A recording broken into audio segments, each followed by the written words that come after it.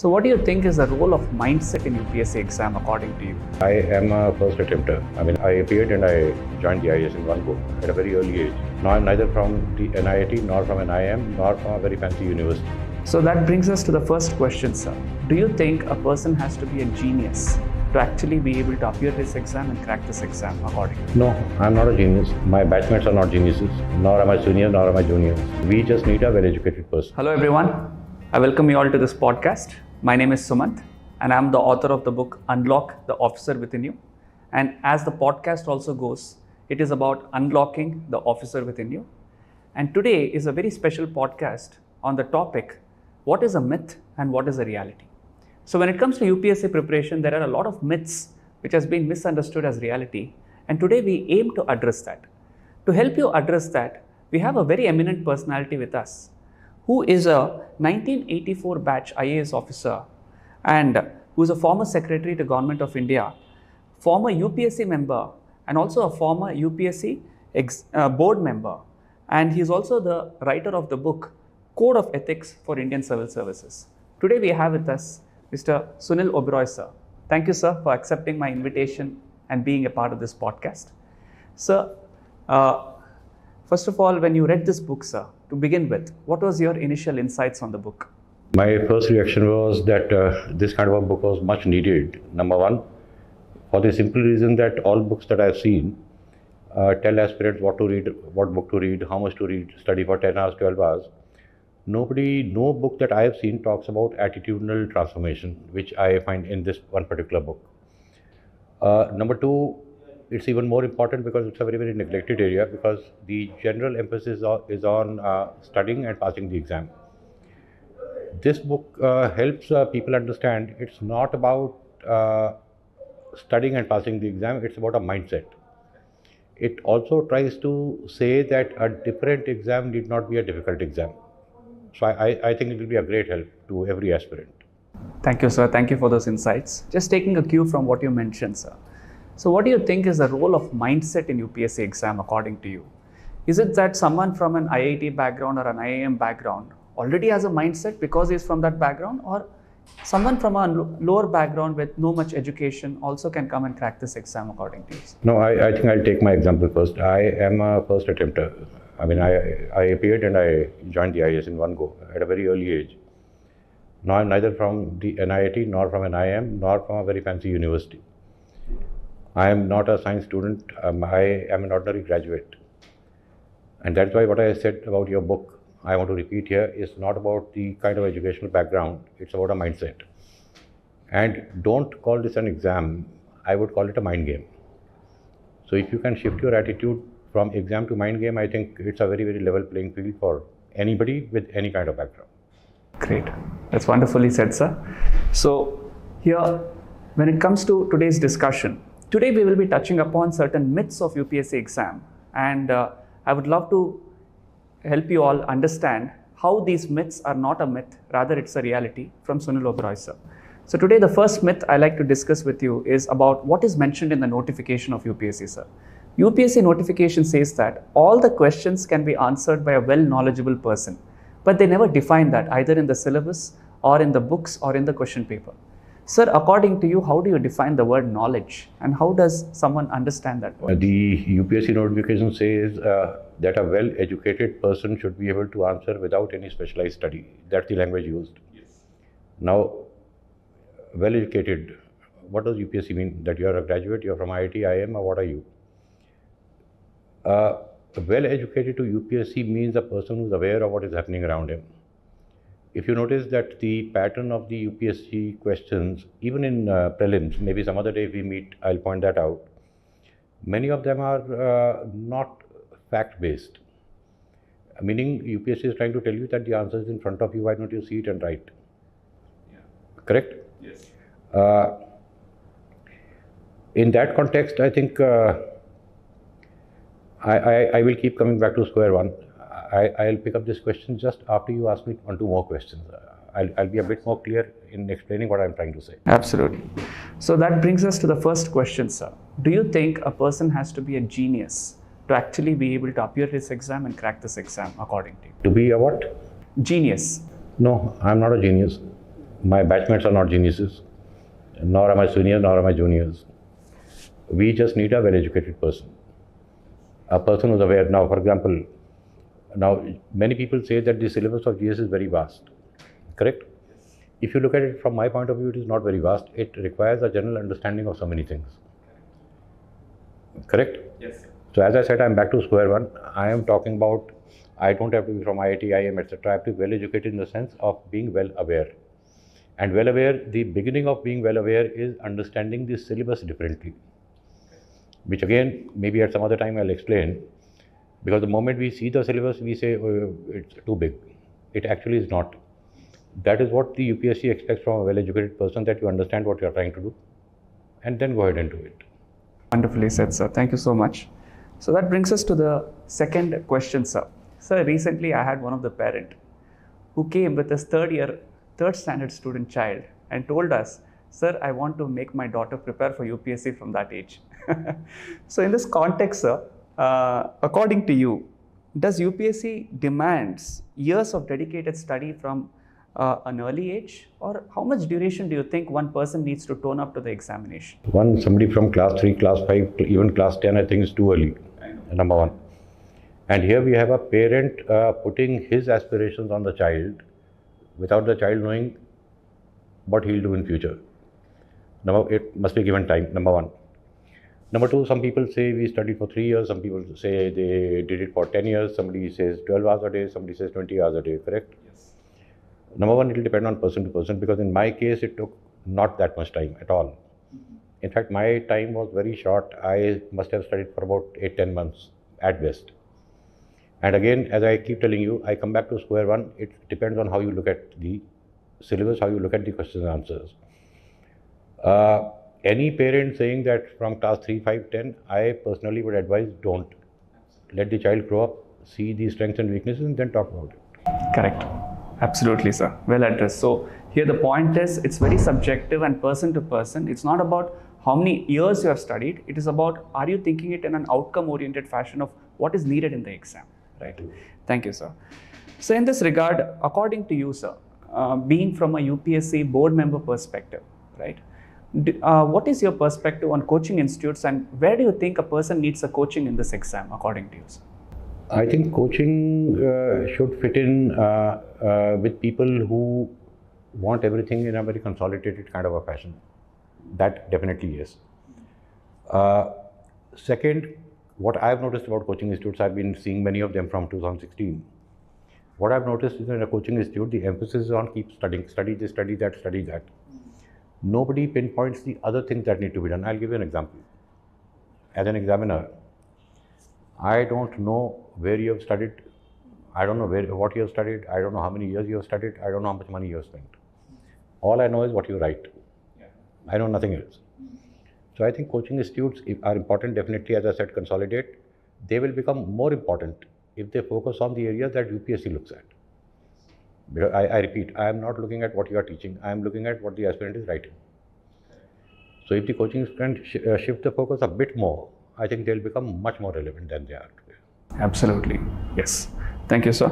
So coaching institutes are essential in the exam, but they need to remodify in the way they approach it. Absolutely. So another myth that comes to the preparation is that you need to study 20 hours plus for this exam. So you must quit your job or studies to prepare for UPSC exam full time. So according to you, sir, is this true that someone needs to put their whole in the heart, or can they do it along with their life and job? My previous answer stands here.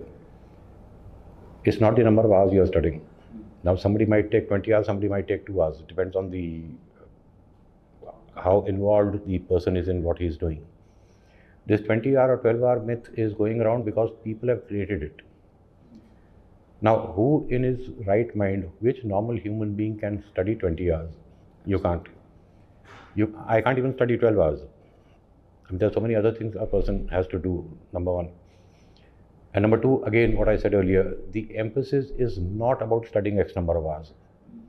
It's about studying a certain number of hours and understanding what the person is trying to do, understanding what the UPSC is asking, whether the two are matching or not.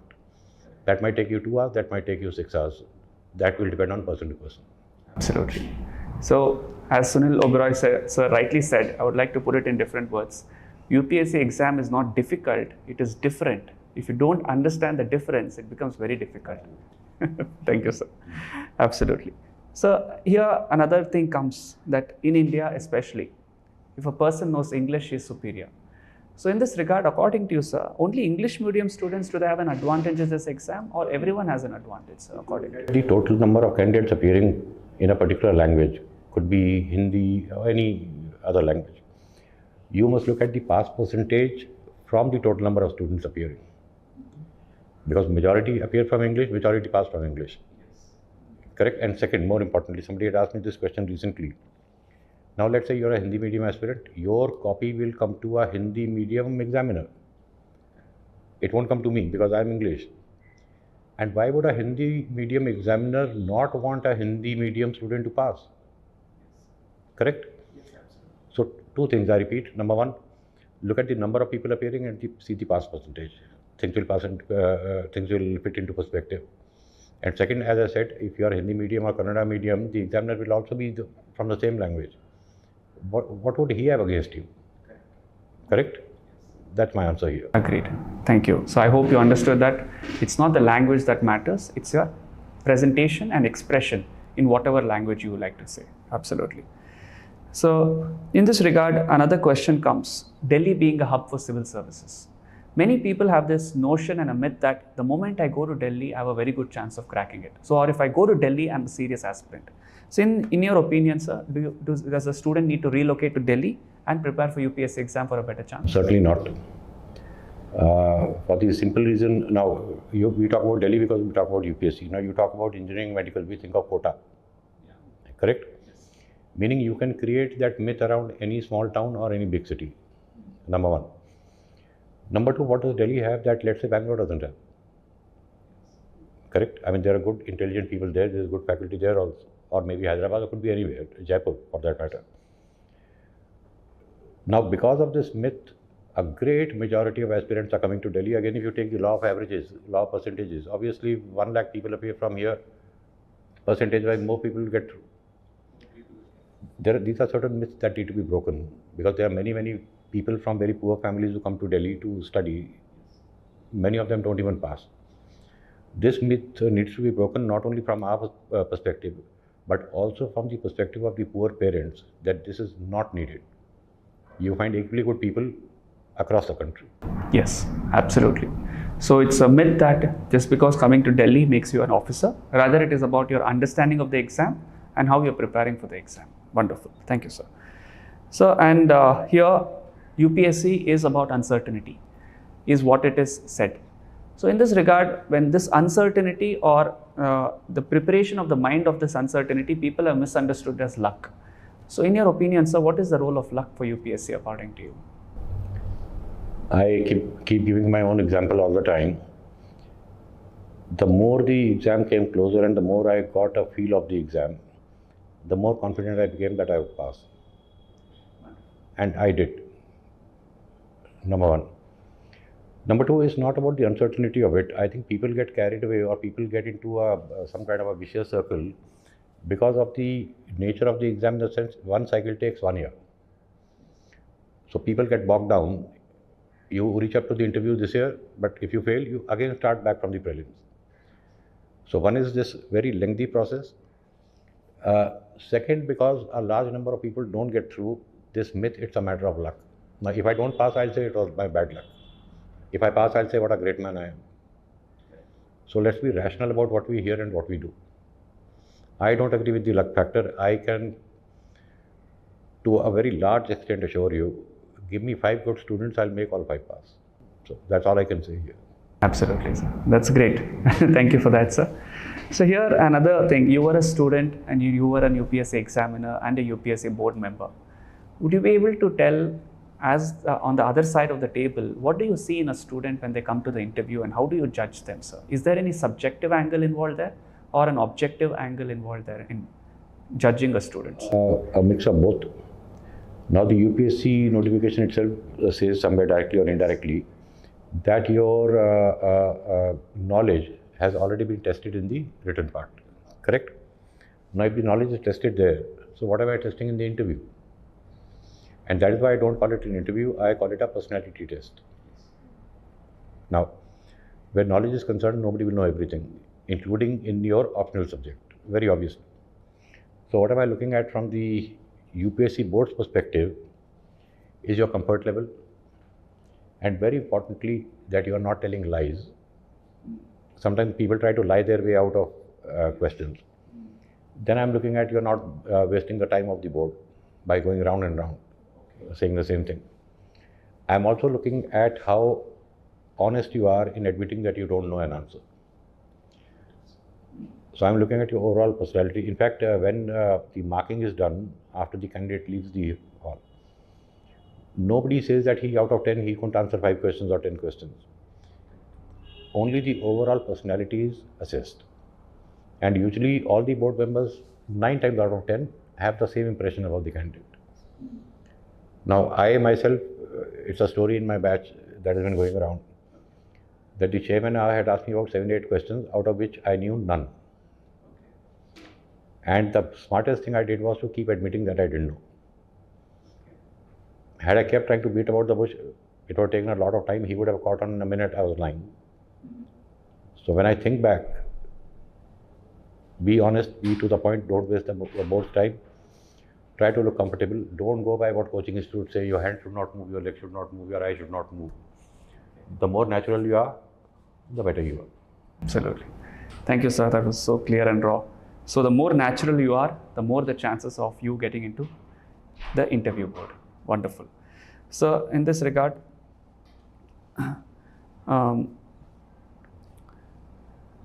so here, sir, in this book, Unlock the Officer Within, where you never see the failure in UPSC exam again, is the book intends to say that you don't become an officer after you clear the exam. Rather, when you're building those officer qualities during the journey of preparation, you automatically clear the exam. That's what the message of this book actually says, sir.